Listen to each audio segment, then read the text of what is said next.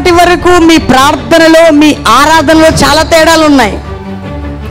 ఇప్పటి వరకు అనేక స్వార్థపూరితమైన ఆలోచనలు ఉన్నాయి. నువ్వు ముందు దేవుని యొద్దకు వచ్చినప్పుడు నీ వస్త్రములను గాక నీ హృదయమును చింపుకోవాలట. ఆమెన్.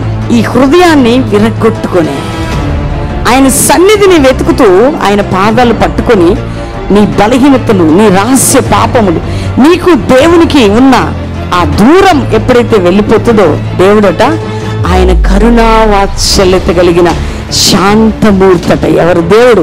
నువ్వు ఒక్కసారి నీ మనస్ఫూర్తిగా తిరిగితే ఇతరులను తిరస్కరించడం, ఇతరులను వేలెత్తి చూపడం, ఇతరులను తిట్టడం, ఇతరులను విమర్శించడం, ఇతరులను బాధ పెట్టడం, ఇతరుల గురించి చాడీలు చెప్పడం, లోక సంబంధమైన ఆ యొక్క జీవితాన్ని కలిగి ఎన్నో ప్రార్థనలు చేసి ఉండొచ్చు గతంలో.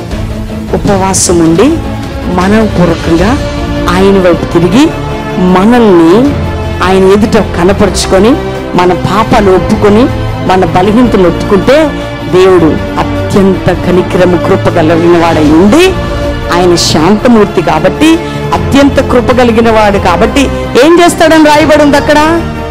చెయ్యాల్సిన కీడు చెయ్యకట మేలు చెయ్యని ఉద్దేశించబోతున్నాడట. ఆమేన్.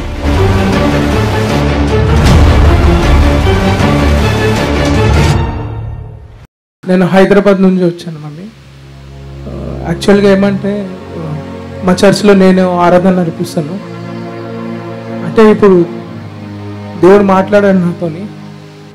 అంటే నేను ఏదో వెళ్ళి టైంకి వెళ్ళి ఆరాధన పాటలు పాడి ఏదో మనుషుల్ని సంతోషపెట్టడం కాదు, కానీ నిజమైన ఆరాధన దేవుళ్ళు. నేను చాలా పశ్చాత్తాపడుతున్నాను. నాకు తెలియదు దేవుళ్ళు మీన్స్ ఇంత ఒక డెప్త్లో మనము ఆరాధన చేయాలి. సరిగా నేను తెలియకుండా నేను చేసేవాడిని. ఇప్పుడు తెలుసుకున్నాను ఆరాధన అంటే ఏంటి తెలుసుకున్నాను, ప్రార్థన అంటే ఏంటి తెలుసుకున్నాను. ఇప్పుడు దేవుడు ఎలా అయితే మాట్లాడారో అలానే నేను ఉండిపోతున్నాను నా జీవితకాలం అంతా. దేవుడి సన్నిధిలో నేను ఒప్పుకుంటున్నాను. దేవునికి స్తోత్రం. ఏం చేస్తావు నాన్న? నేను ఐసిఐసిఐలో జనరల్ ఇన్సూరెన్స్లో వర్క్ చేసేది, సిఆర్ఎం కస్టమర్ రిలేషన్షిప్ మేనేజర్ పనిచేస్తావు. చక్కగా దేవుడు నిన్ను సంఘంలో ఆరాధించడానికి పెట్టాడు. ఈరోజు మంచి అంటే ప్రభువు నీతో సూటిగా మాట్లాడాడు. అంటే ఆరాధన అసలు ఎట్లా చేయాలి, ప్రార్థన ఎలా చేయాలి, అంటే మన గుండె లోతుల్లో నుంచి ప్రభువుని ఎట్లా ప్రేమించాలి. అంటే ఉపవాస ప్రార్థనకు వచ్చి నువ్వు చక్కగా నేర్చుకోగలిగావు. ఇప్పుడు నీ సంఘానికి వెళ్ళి నువ్వు ఆశీర్వాదకరంగా ఉండబోతున్నావు, నీ సేవకులకి, నీ సంఘానికి. Praise the lord. చూడండి, మీ విశ్వాసుల్ని 50 days బెల్లంపల్లికి పంపమని చెప్పేది నేను ఆయనని అట్రాక్ట్ చేసుకోవట్లే. ఆయనని ఇక్కడ మలిచి మళ్ళీ ఆయన సంఘ సేవకునికి ఆశీర్వాదకరంగా ఇస్తున్నారు. వాళ్ళు మీ కొరకు ఒక ఆశీర్వాదకరంగా ఈ ఉపవాస ప్రార్థనలో మలచబడి మళ్ళీ మీకే ఉపయోగపడతారు.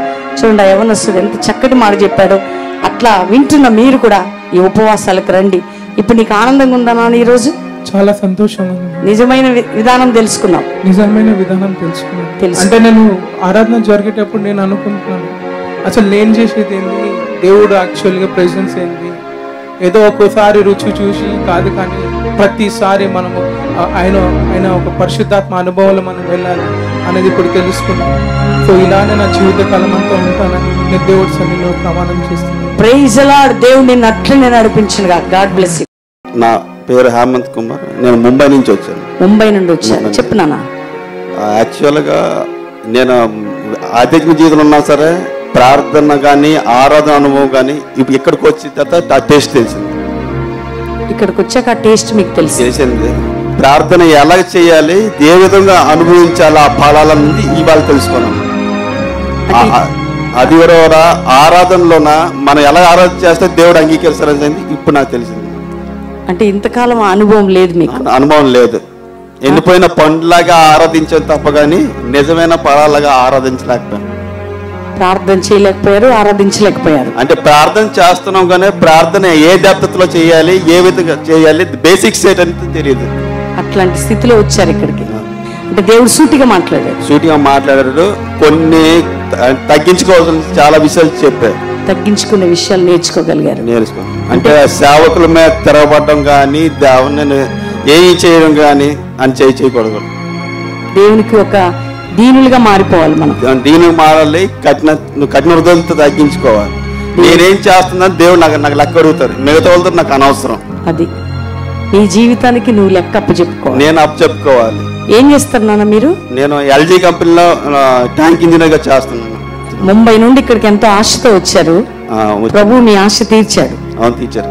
Praise the lord. దేవుడు మిమ్మల్ని సమృద్ధిగా దీవించి ఇదే ప్రార్థనలో నడిపించును గాక. ఆమేన్.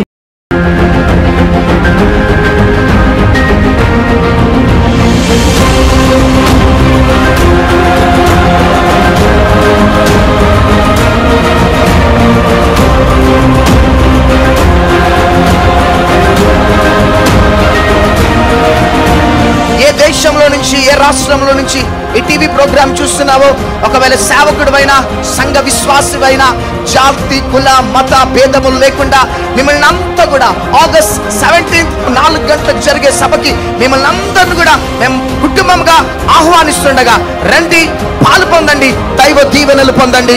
దైవజనులు ప్రార్థించి 50 దినాలు ఉపవసించి ప్రార్థన చేసిన నూనె మీకు అందచేయబోతున్నాం. మనందరము ఆయిల్తో అభిషేకించి ప్రార్థన చేస్తుండగా తరతరాల నుంచి శాపం, పాపం, వ్యాధి, బాధ, ఇరుకు, ఇబ్బంది, సమస్యలు, బంధకాలు అన్ని దేవుడు తెంచి తన మహిమ కలిగిన కార్యాన్ని చేయబోతున్నాడు.